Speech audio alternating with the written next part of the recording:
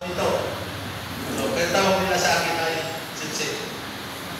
So, sa paglilingkod, hindi dapat tayo tumitingin kung ano ang ating pinaglilingkuran lamang. Kundi kung ano ang magagawa natin bilang isang lingkod na pakinabang ng ating pinaglilingkuran. Lahat, karamihan sa atin ay mayroon mga amo. Mayroon tayong mga amo. May amo tayo sa gobyerno, may amo tayo sa bilang bilang manggagawa.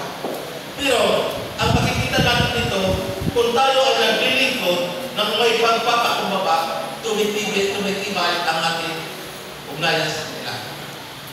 Tumitibay ang ugnayan. Bakit? Sa paglilingkod natin na may pagpapakumbaba, hindi tinitingnan ang magiging sahod, kundi tinitingnan kung ano ang kakinabang na may tutulong natin sa ating pinaglilingkuran. Hindi natin tinitingnan kung ano ang magiging benepisyo na makukuha natin. Ang importante, mayroon tayo ginawang hakbang para sa kaluwalhati ng Panginoon. Gayun din man sa kaluguran ng ating maging amo dito sa lupa o pinapanginoon natin sa lupa. Ito nagpapatibay ng nagbibigay ng halimbawa. Nagsisit din tayo ng halimbawa na tayo pinakang-amo natin ay ang Panginoon. Nagsisit tayo ng halimbawa na ang ginagawa natin sa paglilingkod ay hindi tayo nakatitig sa oras. Ang katrabaho ko noon sinabi, ito, ang oras, ang adlaw, ang tagal tumako ng araw. Nasagot ko ng mga trabaho ko, nasagot ko, tatago rin yan mamaya. Kung ganun palagi isipan ng isang naglingkod, ay walang makita. Walang may pakitang halimbawa.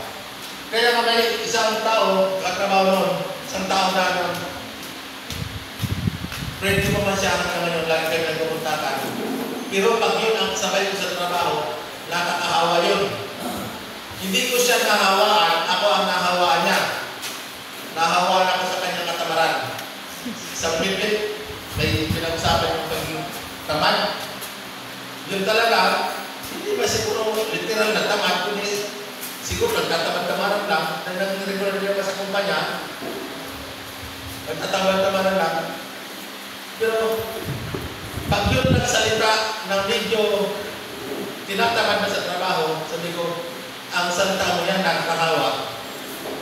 Pero ko na lang kayo magkatong dahil nakakahawa ang salita. Pero hindi dapat ganon.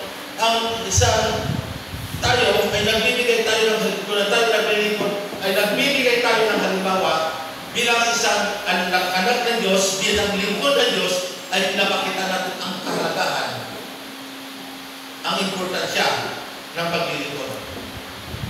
Maging sa Diyos ito o sa kapwa natin tao, importante, nagbibigay tayo ng importansya sa paglilingkod.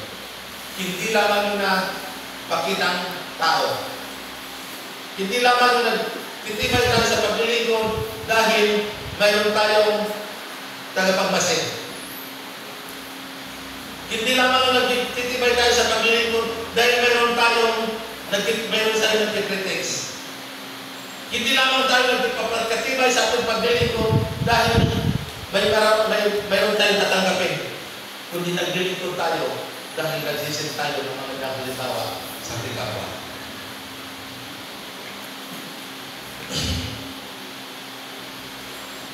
Kaya sinabi sa Jesus sa Lucas chapter 2, 22, verse 25-26. Kaya sinabi ni Jesus sa kanila, pinipili na mga hari ng mga hintil na sila yung ituring na Panginoon ng kanilang mga nasakupan. At ang mga